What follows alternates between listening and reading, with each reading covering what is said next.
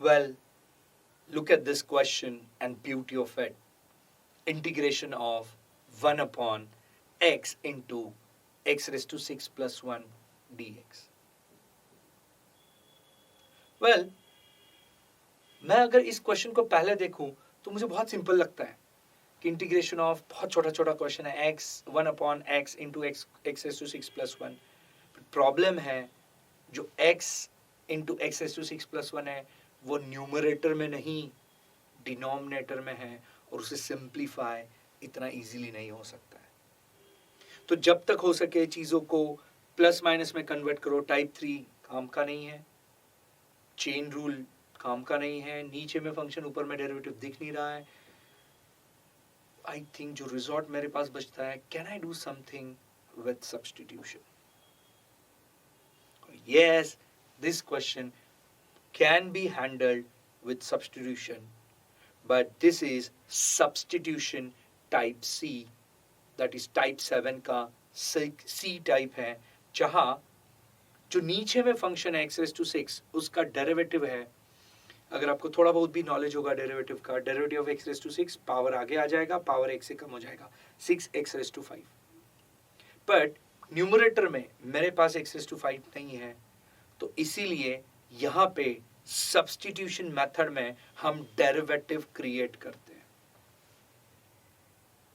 Understand that this is a type 7C, one of the toughest category में जा सकता है कि अगर आपको ये चीज नहीं विजुअलाइज हुई तो आप इसे सॉल्व ही नहीं कर सकोगे.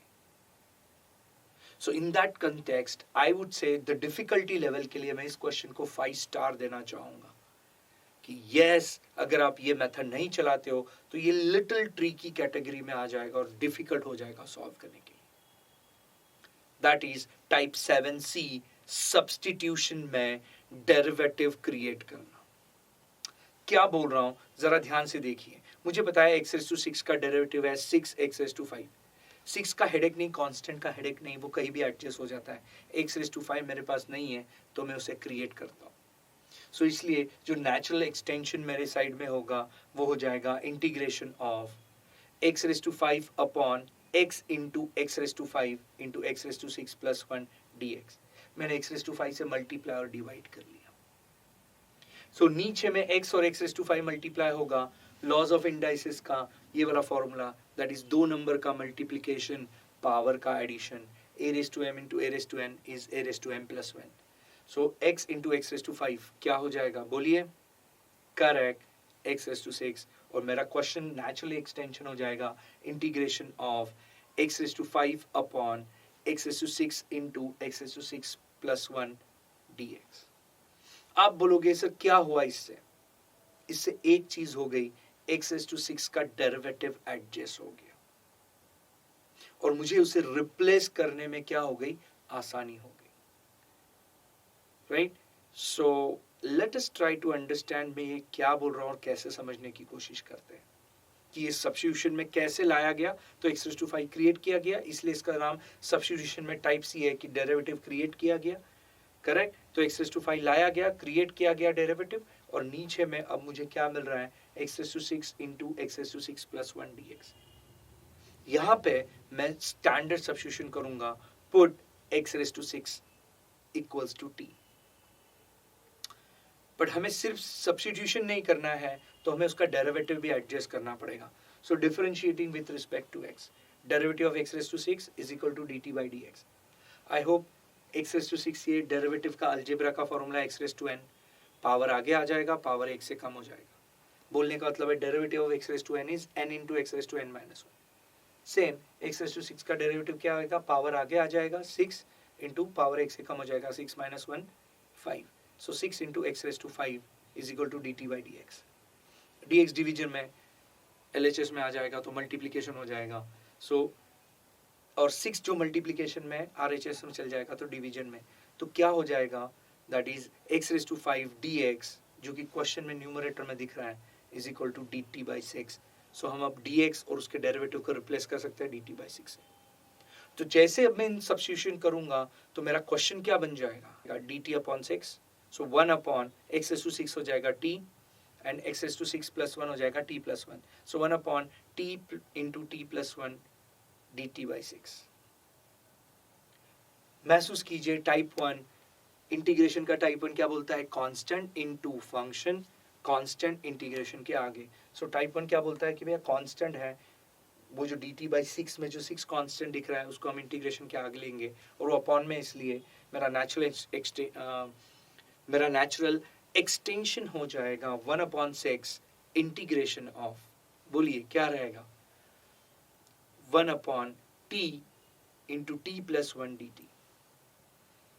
अब वापस क्वेश्चन अड़क गया, और इसीलिए इस क्वेश्चन को मैंने 5 स्टार दिया है कि हाँ कितने एडजस्टमेंट्स करने हैं, और वो चीजें ध्यान रखे क्वेश्चन के अगले एक्सटेंशन पे जाना है। अगर आप देखोगे तो 1/t इंटू t+1 dt को हम पार्शियल फ्रैक्शन से भी कर सकते हैं, और हम डिनोमिनेटर को एडजस्ट तरीके से और फिर स्प्लिट करके भी कर सकते हैं।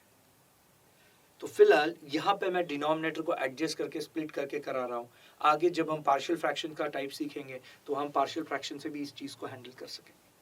सो वो मैं सेकंड लेवल पे हैंडल करूंगा जब हम पार्शियल फ्रैक्शंस पे जाएंगे। फिलहाल मैं डिनोमिनेटर एडजस्ट करता हूँ। देखो मेरे पास 1 है और एक ब्रैकेट है t+1 का, कमी किसकी है, t की है। तो अगर मैं आपके जगह हूं तो न्यूमरेटर में मैं +t - t एडजस्ट करूंगा। मेरा नेचुरल एक्सटेंशन क्या होगा, 1/c integration of 1 + t - t upon t into t+1 dt। अब ये जो 1 + t है और नीचे t+1 है, दिखने में ऑड फील हो रहा है, तो प्लस माइनस में हम चीजें आगे पीछे कर दो, कोई फर्क नहीं पड़ता है। सो इसको अगर मैं ढंग से लिखूं, integration 1/6 integration of t+1 - t upon t into t+1 dt। महसूस करो ऊपर में 2 पार्ट बन रहे हैं, t+1 ब्रैकेट में जा रहा है जो कि नीचे में दिख रहा है, और एक t है जो कि नीचे में दिख रहा है। पर मुझे एक चीज पता है कि न्यूमरेटर में अगर प्लस माइनस है तो पूरा डिनोमिनेटर में एक के साथ और पूरा डिनोमिनेटर में दूसरे के साथ स्प्लिट करवा सकता हूँ। तो यहाँ पे हम सब्स्टिट्यूशन में डेरिवेटिव क्रिएट करके फिर जो लेवल आएगा उसमें एडजस्टमेंट करके स्प्लिट करने वाले हैं। Look at the beautiful flow of the approach.